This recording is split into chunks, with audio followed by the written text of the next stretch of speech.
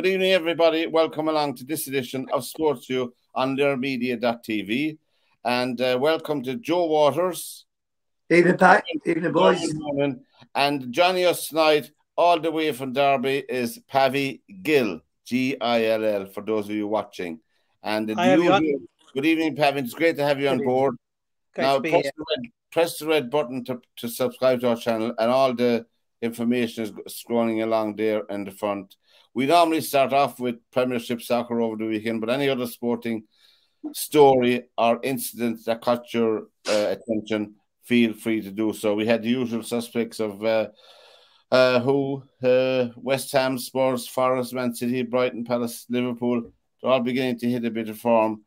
Now, Derwynne, did you see much of the soccer over the weekend? Yeah, obviously I watched the big one yesterday. Liverpool, was it? No, don't be daft. But it was bittersweet. Arsenal United. What did you think of that?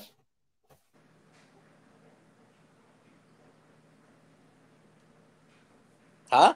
What was that? I lost you there. Yeah, we lost you there a minute, Derwynne. What did you... What did I think of it? Yes. How the manner they lost the match. I don't know. I actually thought for a moment I didn't really think Garnacho was offside. To me, it didn't look offside. I know the lines are drawn and all the rest of it, but I don't know. I think some of this VAR stuff's getting... It's appalling. It is. You've got like fingertips now being offside, haven't you? Yeah, an ingrown toenail and you're offside. Pavvy, what did you get to see any of the soccer, or did you? I did.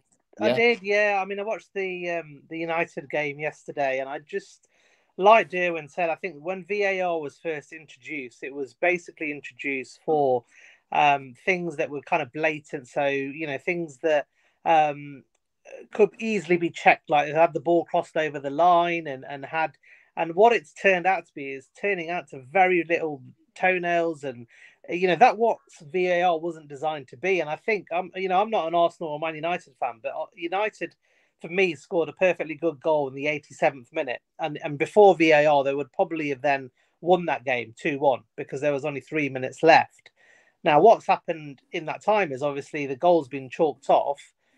So it's 1-1, and then Arsenal then go on to win and score 2 goals deep in injury time. So it's changed the whole complexion of that match on a fingernail. And I think, like Derwynne said, I actually thought watching as a neutral that it looked like a perfectly good goal for me. And VAR wasn't brought in for those purposes. And they keep saying they're going to improve it, they're going to change it, but every weekend we're talking about VAR. And it's taking the fun out of the game. Arsenal in the match had a penalty overturned earlier as well, so they could say, well, it equals itself out. But over these little decisions where you've got to go with the referee in the flow of the play if it's very, very close, and I just think it's ruining football. To be honest, for me personally, it is. Now, Joe. We've spoken about that infinitum about VAR, and we both agreed, and we all agreed that the last time we discussed it, that it should certainly be in use in penalty areas where there's for penalties and for the ball crossing the line. But outside of that, in my opinion, it shouldn't be used at all. Joe, what do you think? Did you see any of that incident? Oh, I saw it. I didn't think he was offside, to be honest. I think that maybe the photograph I saw of it is that the Arsenal defender is holding himself back, but he's actually bodily leaning forward. Yeah. So his head is essentially playing Garnacho on side. Problem is that Garnacho's hand is in front of him. Now, the problem with that, and we've talked about this before, is that you cannot be in an offside position with a part of your body that cannot touch the ball or score a goal. Yeah. That to me is the essence of offside. Yeah. And that's what it's coming down to, and I don't know. No, to be fair, I thought Arsenal were the better team. I thought United scored against the run of play. And I thought they were pretty fortunate to still be in it. But I do think, as Pavvy just said, I think that the penalty, the overturn of the penalty was correct because the guy did dive. The United fullback did not touch him before he went down. So that in itself was a good decision. But to follow up on that, the guy simulates contact and is supposed to get a yellow card for it, but doesn't get booked for it. Didn't. Yeah. So again, we're coming back to the inconsistencies of what referees are and aren't doing and what have you. And then you have Mike Dean commenting last week that, well, I didn't want to give up my mate, with a decision that would go against him and stuff like that. And it just really bothers me that they're making decisions to cover each other, if that's really happening. I don't know, but it certainly seems to be that way. And it really bothers me. I mean, we had the situation again with your team, Luton. I mean, that Ward-Prowse handled the ball. His arms out by his side, and the ball hits him. That's a penalty. He handled the ball in the penalty area. I know I'm a fan of Luton Town. I know people expect him to go straight down, including myself. But nevertheless, you have to have, as you said, consistency and fairness. And I thought I must get the rule book, because I thought under the rules of association football, for the want of a better word, that the final decision, that the referee is the final arbiter of the decision on the field of play. How can a machine overturn if a referee gives a goal like they did in the Rangers-Celtic match? I know, did you see that? The 12 o'clock match.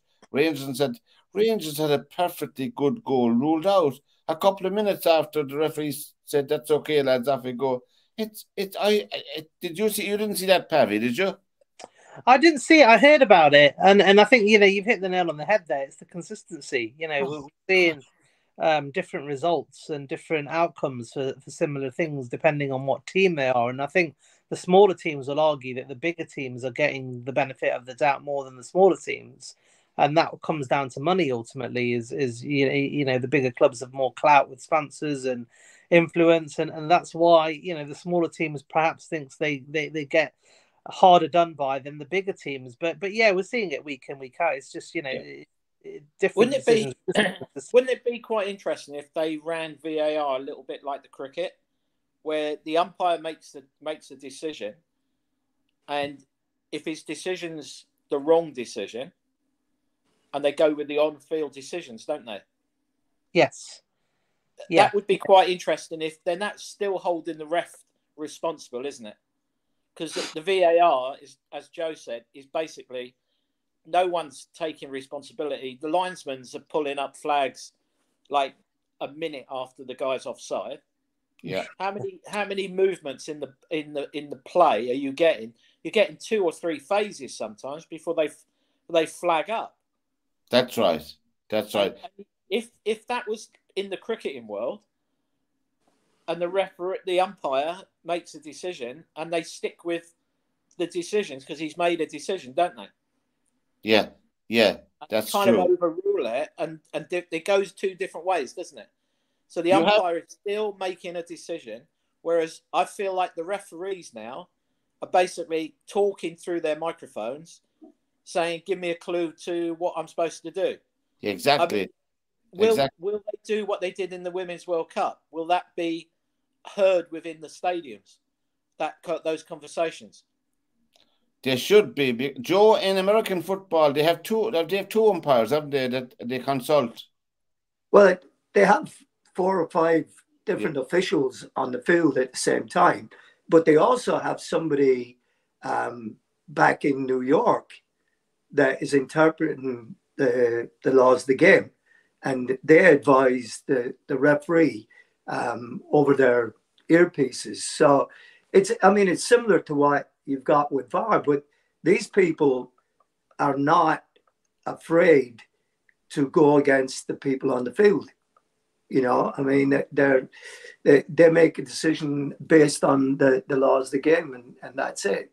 So it's you know, there is a conversation going on, but the thing with the whole thing is that, I mean, Pavvy, you were just talking there a couple of minutes ago, you know, in the 87th minute. Well, Arsenal scored in the 98th minute and the 112th minute or something, or 111th minute or something. So, you know, to me, this is also ridiculous about what happens and what's going on. For me, the very simple thing to do would be the minute the ball goes out of play, stop the clock. You stop the clock. Yeah. And then there's no time wasting. There's no guy running up. Someone throws him the ball. He throws it on the ground and then goes and gets another one and wastes another few seconds. The clock stops, and until the ball leaves his hand to go into play again, then the clock doesn't start again. After a goal, the clock stops, and it doesn't start again until the referee blows his whistle for the kickoff. As in they do in rugby. Yeah. So I mean, it's not, that would not be that difficult to put into place. And it stops. As we're having a gripe against FA Association football, one of the most annoying things for me is this chap with the board for the subs. He should be done away with, because they're bringing on 3 subs. He has to press the number of Pavvy. He's going off, I'm coming on, press my number, and then go on, and then the second sub to say, it's ridiculous. Just bring on the subs, put on the 3, and flash it up on the big screen. Number 3, 11, and 6 are gone. Number 4, 8, and 9 are coming on. I mean, honest to God, lads, it's gone totally and utterly silly. I don't watch Premiership anymore, I must say, only for this program that I do on a Monday night. I like watching the Championship. There's no VAR. I like watching League 1 and League 2. There's no VAR. I watched Wrexham winning 1-0. I did watch some of it, like, you know, it's just pretty good, you know. I think last week, Pat, we talked about it, you know, between me, you, and Joe. Yeah. That there was that program I was watching, and they were saying that the average match now, the ball is in play for 54 minutes of play. Well, that ain't a 90-minute football match anymore, is it? No. And the price of attending the Premiership games, I mean, that bubble will burst soon, because it's very, very expensive to go to a Premiership match, particularly if you have teenagers, if you have 2 or 3 teenagers with you. I mean, can you imagine, like, you know, the way it's going? I think that the cheapest adult ticket at Chelsea now is 70 quid. Go away. Yeah. £70 sterling, that's 10, 20, that's 7 to that's €84 in our currency. I wouldn't pay €84 to see Chelsea or anybody else for that matter. I'd say there's no doubt about that, you know. We had a record for I must 1 second. I must praise him. I have to praise him. I have no choice. Where'll I find him? Over the weekend, we had one of my favourite teams in the Premiership is Brighton. And we had this man up on our screen there, Evan Ferguson, scored a hat-trick. He's the only 4th person to score a hat-trick before the age of 19 in the reconstituted Premiership since 1995. So he's in the same, he's in the same company as Wayne Rooney, who was superb and all of that. What did you anyone of you see him playing? Yeah, I saw the game over the weekend. Yeah. He's playing Thursday night for the Republic of Ireland. They'll be playing France, but that's a different story altogether, I'm afraid. The Republic of Ireland team does have Evan Ferguson, but he can play for England or Ireland, because his mum is English and his dad is Irish. He started his soccer in County Meath, and he played with Bohemians in the League of Ireland, and then he was bought by Brighton. But I think he made a right decision in Brighton to keep him at the top. You know, I don't think he's mature enough to go to a Liverpool or a Man United yet. That's my opinion. Did you see him at all, Pavvy, over the weekend? I thought, I've been hearing a lot of good things about him. Obviously, he's scoring a lot of goals, and you know, he's helping Brighton to, you know, a phenomenal start. Really, they're right up there in the mix, and they deserve to be, because they're playing a great brand of football. And I think he's obviously been a key figure for them, and hopefully he can replicate that for his country now. And hopefully if he does pick Republic of Ireland, or I guess that's the way that he's going to go, then he could be an exciting prospect, and they need him really. Oh, they do. They need more than him. He's in the same company before we bore you all to death, lads, on SportsView. Michael Owen, of course, who was a goal machine. Wayne Rooney and Jeffers. I don't know who he is now because he was Wayne's. And he played for Everton, didn't he, Francis Jeffers? Did he? Yeah. Didn't he go to Derby as well? Yeah, frankly, he had I think he had a loan period with us. Yeah, when he was young, he played the front with Rooney the start, but never really materialised as Rooney did. So Derby lost in the odd goal and 3 against Bolton. How are they shaping up? It's been a really mixed start. So we lost our 2 home games, which we were disappointed with, and we bought Connor Waghorn, which Martin Waghorn, sorry, he was an ex-Derby player, he was an ex-Rangers player, and he kind of scored 4 goals in 2 games, which gave us a lift. We beat Peterborough away. Saturday was disappointing. We were 1-1 against Bolton, who were up there. Our goalkeeper got sent off. They scored from the penalty. Since then, the replays have been showing that it wasn't actually handball. It was apparently he got sent off a handballing outside of the area. It showed that he hit his chest. So in this instance, if we had VAR, it would have, the whole game would have been.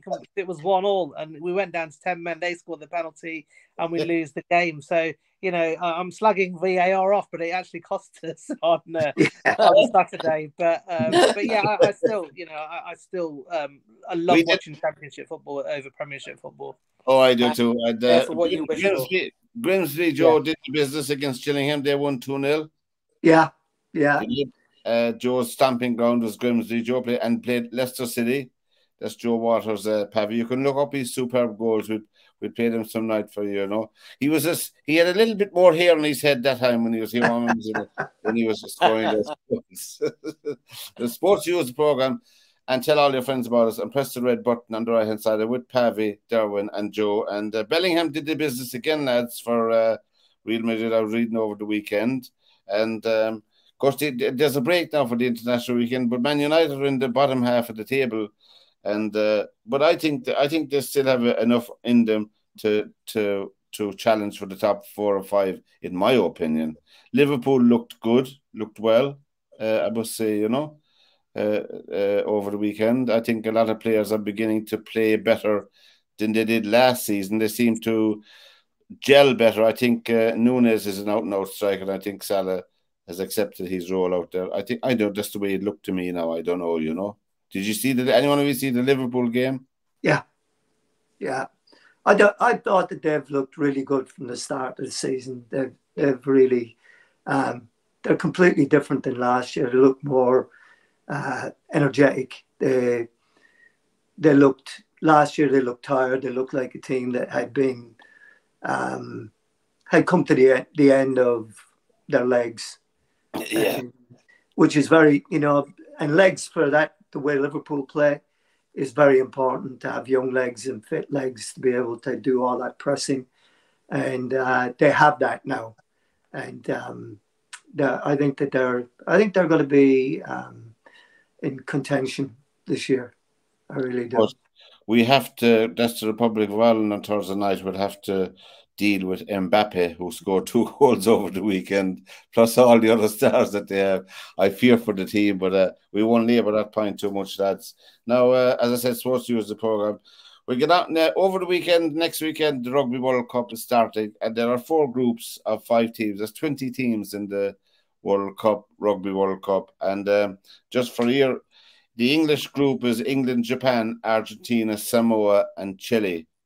Now, England obviously They look in disarray, but I don't think I'm fooled with their warm-up matches myself. They are definitely, not because we have English people on the program, they are definitely better than what they have done in their warm-up games, in my opinion. What do you think, Pavvy? How do you think they'll fare out in the Rugby World Cup? I mean, yeah, it'll be interesting. I'm not a massive rugby fan, but obviously any big sporting event I enjoy, and it's actually 20 years since rugby. England won the rugby in 2003 with Johnny Wilkinson. So it's quite a significant moment. But yeah, I've watched a little bit about England and I've seen that they've completely dropped in the rankings and they seem to be really struggling and they haven't really got any big name kind of stars like they used to have, household names, before in the past that England were accustomed with. They don't seem to have that anymore. But it might work in their favour because there's no pressure on them this year. I mean, no one's talking about them. Everyone's obviously talking about Ireland and South Africa, the defending champions, and obviously, France and New Zealand, other bigger teams that are probably going to be fighting it out to win it. So that might suit England because they're under the radar. There's no pressure. No one's really expecting them to do anything. So that's, for England, in England or in rugby or football, to not have any pressure is quite a novelty. So it'll be interesting to see if that actually galvanizes them to put in a better performance than they may have done otherwise. The English press will soon take care of that. Huh? The English press will soon take care of that. They'll put lots of pressure on them. As they Yeah. do with all their teams. Of course, Derwynne, England have the old enemy again in their group, Argentina, and all of that, And we'll go back to the Malvinas, shall we? Yeah. Samoa is going to be a hard game for them. They've got a tough group. Japan going to be a tough one. Yeah. They've got a tough group, and that first game against Argentina could set the tone. It could. Yeah. They could get annihilated by Argentina. Argentina did a job on a very good Irish team with Keith Wood as prop that time. I remember a couple of World Cups ago, and in a horrendous weather, pouring rain in the muck. But anyway, Wales, Australia, Fiji, Georgia, and Portugal. Wales, Australia. Eddie Jones thinks they're going to win the World Cup. Australia, but that's Eddie Jones, tongue in cheek. Wales, the big game for Wales is their first one against Fiji. Yeah. If they win against Fiji, they've got a chance of getting out of the group. If they lose against Fiji, they'll struggle. Yeah, and in Ireland's group, as you said, Pavvy and Joe, Ireland have South Africa, Scotland, Tonga, and Romania. Luckily for Ireland, they have Romania and Tonga as their first two games. And I don't say that with tongue in cheek, but, I think they'll be well settled by the time they come to the crunch game, which I think is Scotland. Scotland could be their Achilles heel. I think they'll have the points against Tonga and Romania. But South Africa were my tip to win the World Cup at the start of the year. But, I still think they'll be there. But certainly we can't go past the opening match. That's on Friday night. I'm looking forward to France and that other team from down under, I forget their names, New Zealand, in Paris. I mean, could you not make up a script like that? Joe, what do you think? Will you be watching that? Oh, yeah. I mean, that you're talking about a World Cup final quality game right there. Yeah, the opener. Game, yeah. That is going to be. That's going to be huge. It's going to be a terrific game, but it's going to be a good World Cup. Pat, you're just talking about the Irish team there, and they have Romania and who was the other one, Tonga. Yeah. In the first two games. The one thing that any of us that pay any attention to sport and what have you, and competitions like World Cups and European Championships and stuff like that, the likes of a Tonga or Romania getting to the World Cup, and this is going to be like their World Cup final, their first game at the World Cup. No and doubt. They're going to want to show well, and they're going to want to show that they deserve to be there. And these are banana skin games for teams like Ireland. We've seen teams come a cropper on those before. We have. No matter how, we have to be really disciplined. We have to be really on our toes to make sure that we don't slip up on this one. I mean, if Ireland, we'll assume Ireland and South Africa will come out of that group. If Ireland top the group, they could be playing France or the All Blacks. So they'll have to beat. They'll have to beat France or the All Blacks to progress. Right. If they come out of their group, so it's a huge. The one good thing, I think, the one positive from an Irish thing is that it's early in the competition. you know, and but they're the knockout game for Ireland, but they're capable of doing it, but I don't know myself. But we're looking forward to Friday night, and we'll take it from there. France and All Blacks at 8 o'clock, 8 p.m. Irish time, GMT, and it's on all your, wherever you get your channels from. Sports User Program, tell all your friends, press the red button on the right-hand side, and all our information is coming up there. Now, the US Open is ongoing as we speak, Pavvy. This is where we found Pavvy hiding a couple of weeks ago, lads. That's how we came across Pavvy. When he was making eyes at Novak Djokovic's wife on his podcast. So I said, he's an interesting man. I'm only joking. But Pavvy, Novak, I mean, he's on track, still on track. Novak Djokovic is on track to win the 24th Grand Slam. I mean, to be unequaled if he does it, unequaled. The other guy who's fancy to win it is on the other side of the draw for people who mightn't know this. And he was 2-0 up and I coming in. That's Alcaraz from Spain, who's won 2 Grand Slams, and 2 so far. He'd have to win 2 Grand Slams every year for the next 9 years to equal Novak Djokovic. I'll say it again. Alcaraz will have to win 2. There's only 4 Grand Slams every year in tennis. He'd have to win 2 of them every year for the next 9 years, which will bring him up to his 30th birthday to equal or come near Novak Djokovic. Now, Pavvy, what do you think of that? I think it's a tough ask. You know, he's obviously a phenomenal player and he's doing really well. He's already picked up 2 slams. He's only 20 years old. I think a lot of people forget how brutal tennis is physically and mentally. Yeah. And to have that sort of longevity for 10 years is really, really difficult. And I think Nadal and Federer really struggled in their 30s, really, when they kind of struggled with the injuries and they all kind of catch up. And I think the reason why Djokovic has kind of continued to kind of keep at the top of the game is he looks after himself so much physically and mentally and spiritually. And Alcaraz is he's got a different type of game to Novak. He's very, very physical. He puts himself about, so he is going to be injury prone. I think, you know, if someone stays injury free, then he's got every chance because he's got all the talent. But I think some people are getting a little bit carried away when they're going to say he's going to win 20 or 30, you know, slams. It's too early for that in his career, but he's doing very well. And like you said, you know, they're on another collision course for the final. Djokovic is obviously through to the quarterfinals. He plays local American player Taylor Fritz in the New York crowd, which is going to be very pro Fritz, I would imagine. So that's going to be tough. Like you said, Alcaraz was 2 sets up against Italian world rank 61 today, so he's likely to go through, but he will face a much tougher match next up with Jannik Sinner or Alex Zverev, who was 2 points away from winning the US Open in 2020. So he's got a tough match as well. So, you know, it's no foregone conclusion that they're going to make the final. But, you know, in the last year, they have proven that, you know, when it comes to the big majors and Masters and Slams, these two are the standout players at the moment. Well, there's no doubt about it. I mean, Novak Djokovic, I mean, one thing going for him, he has been relatively injury-free in his career, which is I mean, a huge plus for him. But that doesn't come about without the immense, I was reading about some of the stuff, the immense sacrifices. He's 36 years of age. He was playing 2 guys who weren't born when he was playing tennis.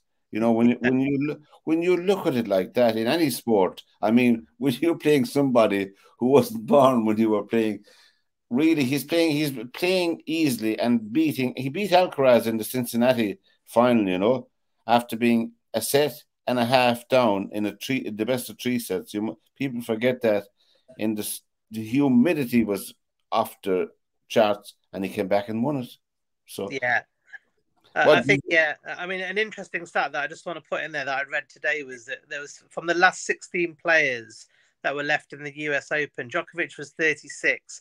The next youngest player was Zverev at 26. So he's 10 years older than the whole field, which I just found incredible because, you know, 16 players and he's 10 years older than anyone else in who's left at the moment, which is quite phenomenal, really. And I don't know. I mean, Taylor Fritz has played him and lost 7 times, you know. Now, this will be his 7th or 8th time, obviously, playing him, you know. He played, what's his name from France, 19 times. What was his name? Monfils. Gail Monfils. And he got a T-shirt made. He lost, he played Djokovic 19 times in his career, and he lost them all. You know, he lost every time. I mean, can you imagine going out, Joe, you know, or at professional level, going out onto the field, looking at a team that you've never beaten? And and you have to go out and play them. You know, it's the same in all sports, you know. Did you see any of the tennis? I don't think there are 2 tennis heads there at all, Pavvy, with us, Derwynne. The last British contestant is playing tonight, and he's a set and a half down to Rublev, Alexander Rublev, you know, who I think... The only thing I'd say, Pat, just defending me and Joe here, we weren't around when Fred Perry was playing. That's all right. 1940. Right. Yeah, that's the only thing I can say, that I never saw him play in the flesh, right? And I never played against him, so it's all good. Just to finish, we'll come back to later on in the program. Just to finish this segment, Pavvy, Swiatek was beaten, but I'm no surprised. She's a very inconsistent player anyway, you know. She's a very wooden. Yeah, I think she. I mean, she was saying that she was struggling with the physical and mental kind of strain of the tour going into the US Open. She said that on record. So I think, you know, the way that she was beaten yesterday in the last set, she was beaten by Ostapenko 6-1.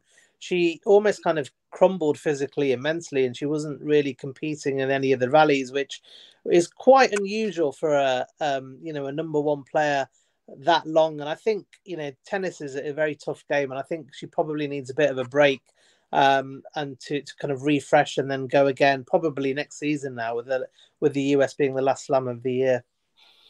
Yeah, we have Sabalenka, just to finish up, Sabalenka, Jabeur, and Goff would be probably the 3 people left now in it. That would be one of the favourites from those 3. I think that's my only humble opinion on the women's side of the draw. Anyway, you know, and we'll come back to it again later on. SportsView is the program, and don't forget to press the red button on the right-hand side, and you can email us anytime. We welcome any comments. We don't mind whether they're positive or negative. We don't mind here. We don't care at all, you know. Now, getting back to golf, Joe, or Derwynne, the 2 Ryder Cup teams have been announced, and have Europe any chance of winning, Derwynne, do you think? Oh, they got a chance. Of course they have. They're there playing. They've got a chance.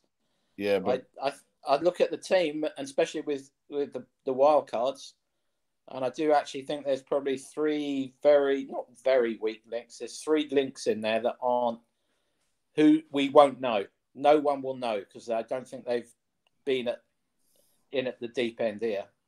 I was talking to Sam Torrance this morning. Yeah. And he was flabbergasted, the same as I was, that Harrington and Morant didn't get a pick. Yeah, I was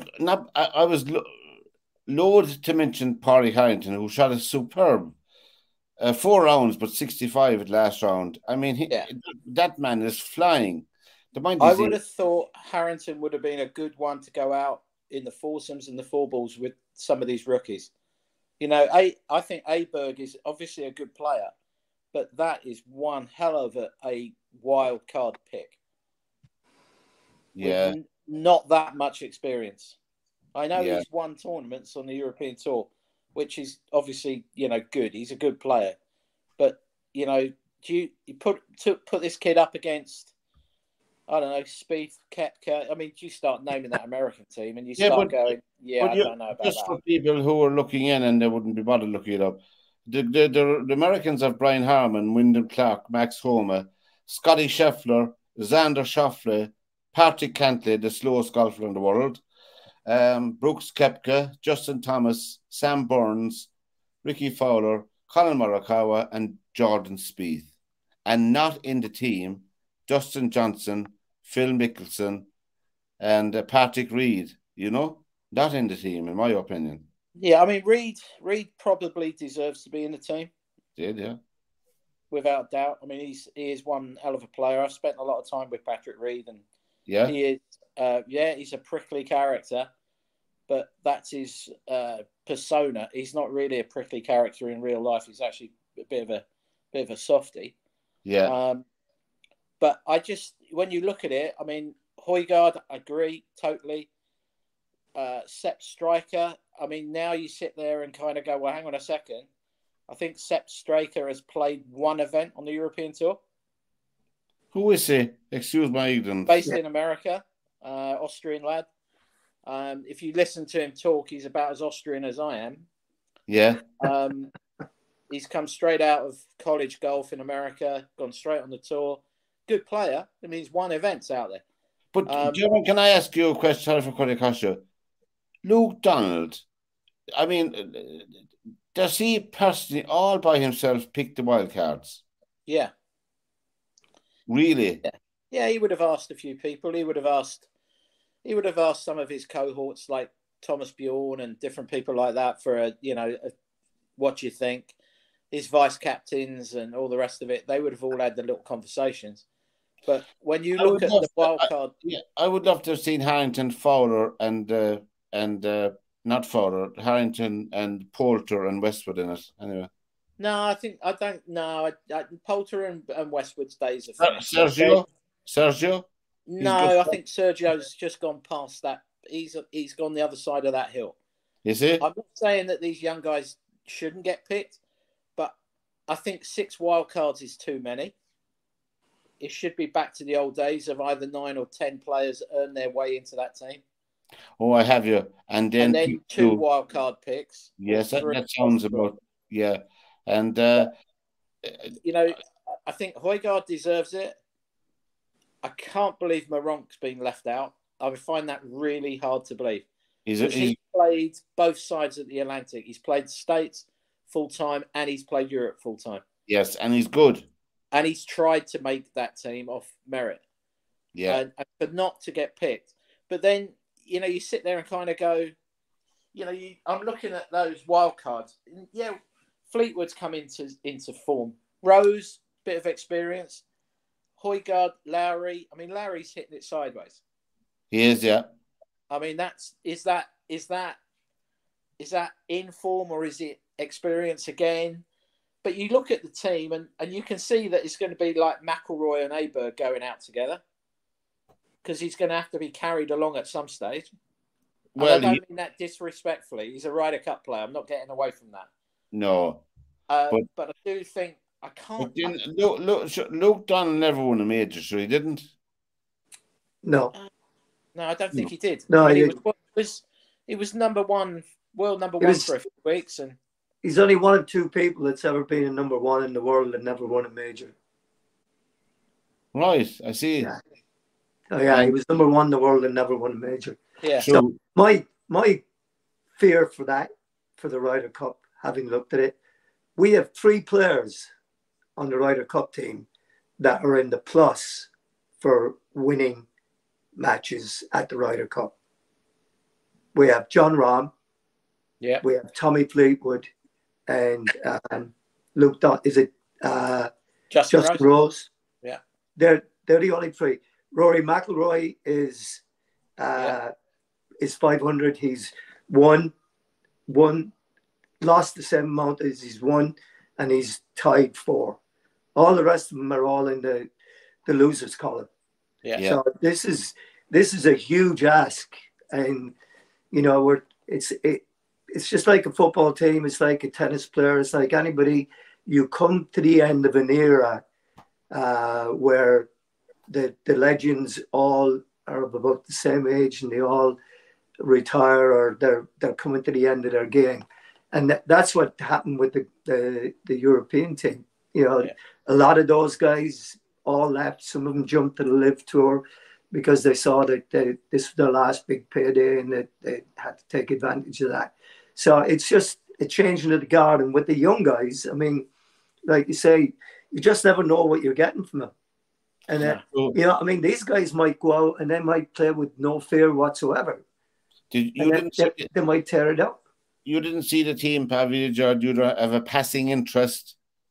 I did. I mean, like Jay said, I had a much more of an interest in golf 10, 20 years ago when you're Darren Clarks and you're Justin Rose and Tiger and Phil, and you had a lot more stars on both sides. And I think Europe had such a phenomenal team. And, you mentioned Poulter, and he used to really raise his game in the Ryder Cup. And, he would play much, much better in that environment than he would on the tour. And Lee Westwood was, phenomenal. He was really good. So I think I agree with your point, what you said earlier about Padraig Harrington, because I think he's a great team player, and I think he could have really given that a little bit of extra experience that they need.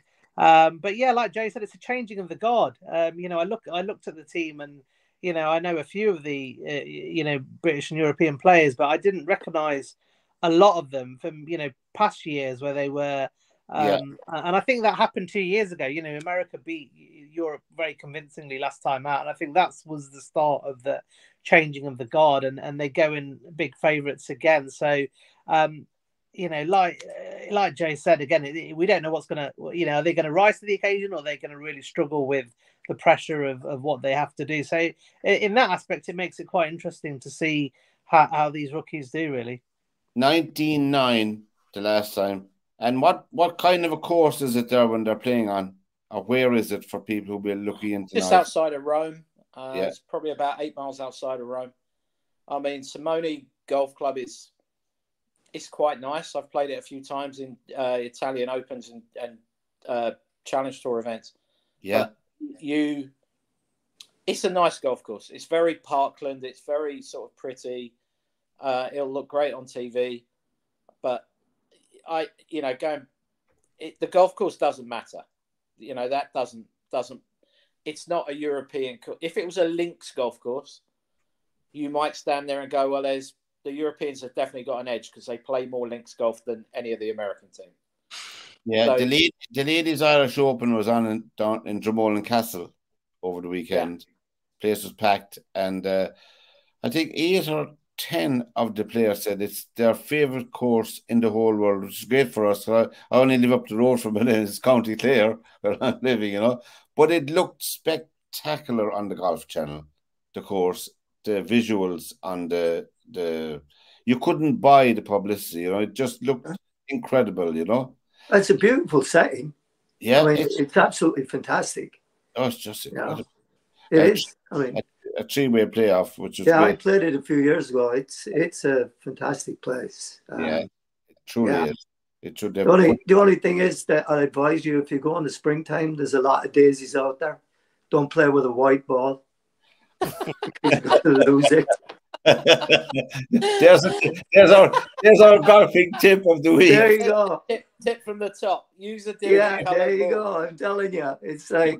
It's a fabulous place. That's for sure. You come to Dromoland anytime, but if you come in the springtime, change your ball. Don't play with a white ball. Have an orange one. You'll spot that real easy. Daffodils in the spring. Change over to white. And SportsView is the program on LairMedia.tv, and tell all your friends about us and press the red button on the right hand side. That's great. Formula One was on over the weekend. There's been 14 Formula One races so far. You wouldn't think it because every result is the same. It's 12 of them have been won by Verstappen and the other 2 by his co-driver. I mean, I shouldn't be slagging a professional sport. I don't want to be coming across as belittling any sport because there's a lot of money and a lot of employment and everything. But this has gone beyond Pavvy, what do you think? This has gone beyond. This is not a joke anymore. Yeah, I mean, I've completely switched off. I was a big Formula One fan 10, 20 years ago. I used to tune in, and I think in the last 10 years, it seems to be whoever's got the fastest car is obviously going to be winning the titles. And it doesn't, for me, it doesn't, I would be more rather they all have the same car and it goes on ability of who's actually the better driver as opposed to the engine. And I know that's all part of the teamwork, and I think Verstappen, I've read, has now won the most consecutive races. He's beaten Vettel's record of a few years ago, which is great for him. He's a phenomenal driver. Yeah. 2 years ago we had that phenomenal kind of climax between him and Hamilton, and I think a lot of people thought that rivalry would continue, but obviously Mercedes just way below Red Bull at the moment, and there's just no competition. So as a viewer, I love watching sports, but when you know that the same people are going to win week in, week out, it becomes unless you're a big Verstappen fan, it becomes quite boring, really. And I think it's a shame, because it's a phenomenal sport. It's always been a very, very popular sport worldwide. But what can you do? It's the most exciting. Yeah, the most exciting part, lads, who are coming of Formula One is the start. The first 3 or 4, 5 laps, and then once Red Bull get in front, we just switch over to something else. Derwynne, you didn't see any of it, or have you lost interest in it? No, I can't watch it anymore. I just find it boring. Yeah. Bring back James Hunt, Nicky Lauda, and Alain Prost and all those. Yeah, it's funny you say that. I watched a program on Sky the other day about Graham Hill. Oh, Graham Hill. Real good documentary about Graham Hill. And he was saying that in this documentary, they were talking about how much motor racing's changed. I know you're going back to the 60s here, right? So it's changed. But every single one of the racing drivers, whether that was Colin Chapman and Surtees and all the names, Jackie Stewart's and all the rest of them, they were driving 4 or 5 different classes outside of Formula One on the day of Formula One. So they would have done touring car, they would have done saloon racing, they would have done another one, like, sports cars. Yeah. All on the same event. So if it was the Belgian Grand Prix, for argument's sake, there would have been a Belgian sports car race in the morning. There would have been another one at lunchtime, and then the Formula One race in the afternoon. And Graham Hill would have run 3 or 4 races and then got into a Formula One racing car to try and win that as well. And the documentary was saying that the standard of driving was so good because they drove so many different types of car that they could make the car go better because they'd experienced something in a sports saloon car. And you sit there, and I know it's massive money, and it's huge amounts of money, but it's not really, I don't think it's that much about the drivers anymore. It's just about the technology in the car. And if you've got, I don't understand why any sponsors want to sponsor the car at 20th place every week. Because they're not on TV. They're never seen on TV. Yeah, that's true. Yeah, that's a fair point. I didn't think of that. But there must be money in it for everybody, because there wouldn't be people don't foolishly invest money anymore. And no, I can understand from a sponsor's point of view. If you've only got 5 million to spend, you get 20th car. If you've got 20 million of race to spend, you might get one of the Ferraris. I get that. That's just economics, isn't it? Yeah. But you do. I would query why are you investing in the car at 20th? It's never seen on telly. No. And what are you getting out of it? Unless you are a fan of and you want to be part of it. True. I get that. True. But I mean, but isn't that like sport everywhere? You get the top dogs, whether it's football, rugby. Yeah. Rugby in England used to be like that.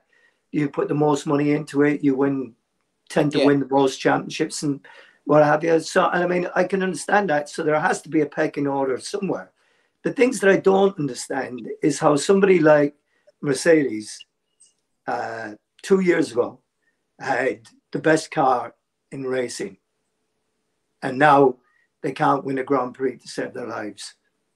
They still have the same driver, but the car does not perform the same way. And I thought when they changed the rules in Formula One way back 10, 12 years ago, that the whole reason for changing the rules, excuse my ignorance about it, I haven't detailed on it, but that they equalized what you could do to a car. In other words, they tried to bring all the same dynamics, the same engineering to each car so there'd be a level playing field. But sure.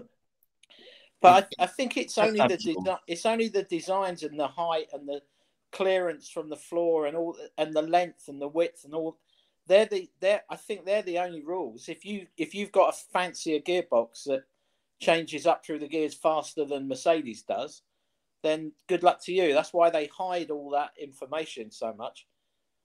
I know some of the golf photographers who double up with Getty Images. They double up for Formula One sometimes, and they'll have a contract with Mercedes or with Alfa Romeo or whatever to actually just take photos of that Red Bull, just take photos of that Ferrari. We can't get close enough to it, and you see it on the pits, on that start line where the mechanics are all standing around it to stop cameras looking at various things.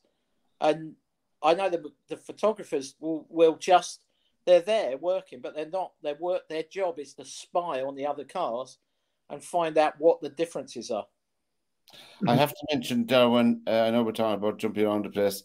The Walker Cup, how important is that in golf? I mean, USA won it again, 14.5 to 11.5 the weekend. The reason I mention is a friend of mine, a friend of his nephew was on the team. That's how I mentioned it tonight. So he'd be watching it during the week, with all respect to him. But I'd say in the overall scheme of things, it's pretty irrelevant.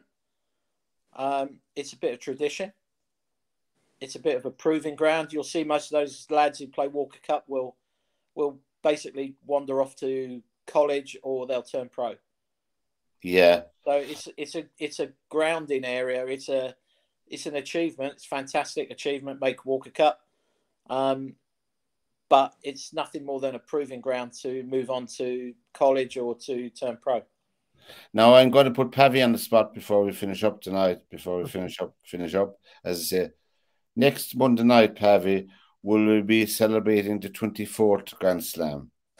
I hope so. And I don't like making predictions, as you know, but I think Djokovic, he came through a really tough match against his compatriot Laszlo Djere the other day, and I think that's really kind of given him that kind of experience. He came through that, so I think he is gonna do it. I think he's got that bit between his teeth that he had in Australia. He's got a little bit of a point to prove in the US. Obviously, they banned him from playing for 2 years for not being vaccinated.